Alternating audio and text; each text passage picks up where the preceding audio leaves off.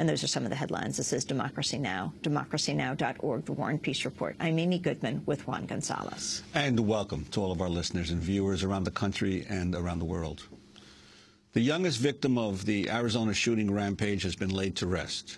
More than 2,000 people packed into a Tucson church, and hundreds more lined the road outside to remember 9-year-old Christina Taylor Greene. The third-grade student was born on September 11, 2001. She had recently been elected to her school student council.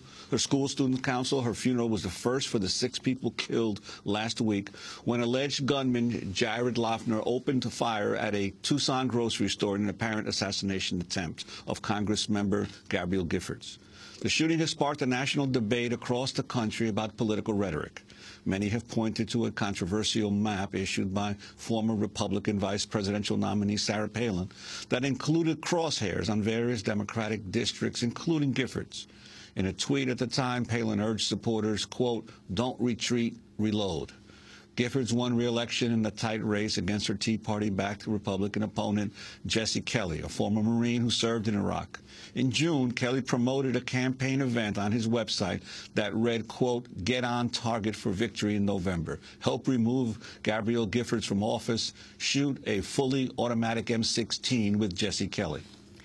Critics have also pointed to comments made by the former Republican candidate for Senate from Nevada, Sharron Angle. Angle came under intense scrutiny during the campaign for suggesting people should invoke Second Amendment remedies as a check on the government and to, quote, take out her opponent, Harry Reid.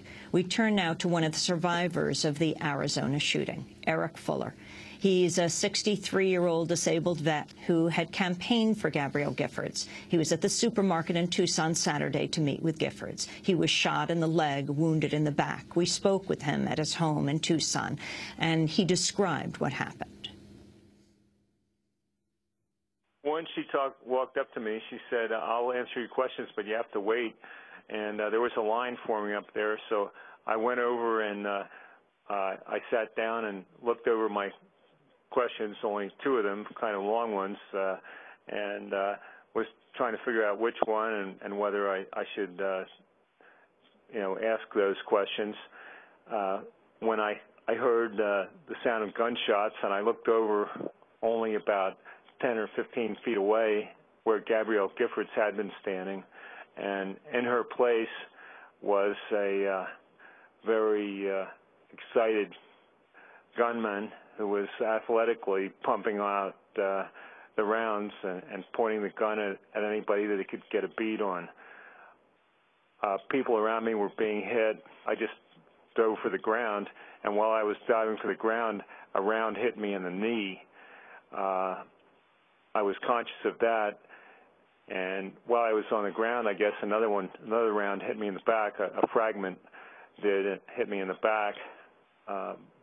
A woman went over and knocked the clip out of his hand. He was reloading. He had a Glock 9mm with a 30-round clip in it. And my thought on the ground was that he's going to come and finish us off.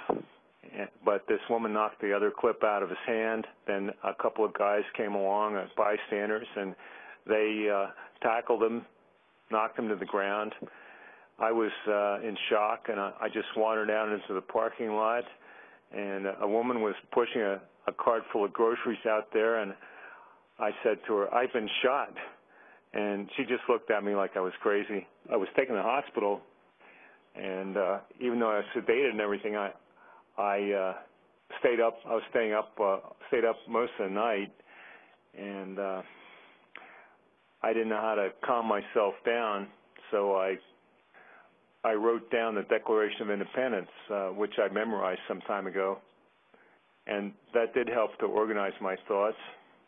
And the first thing that I wrote down and what my reaction was to it was how many other demented people are out there. It looks like Palin, Beck, Sharron Angle, and the rest got their first target.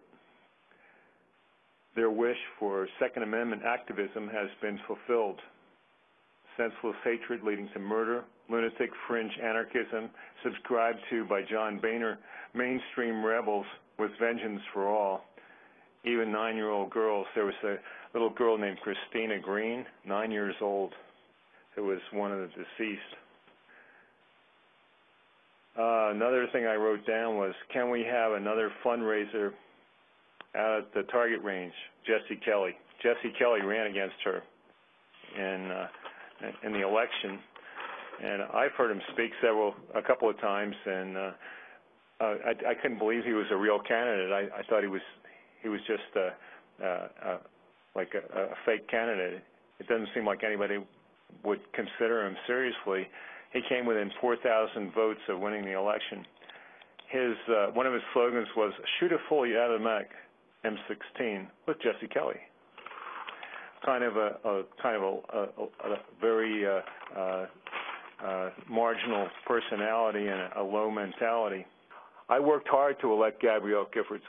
I would rather she was busy doing her job today than lying in a hospital with a gunshot wound in the head.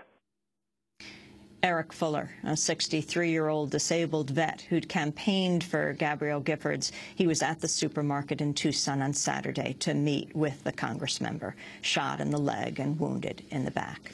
This is Democracy Now!, democracynow.org, The War and Peace Report.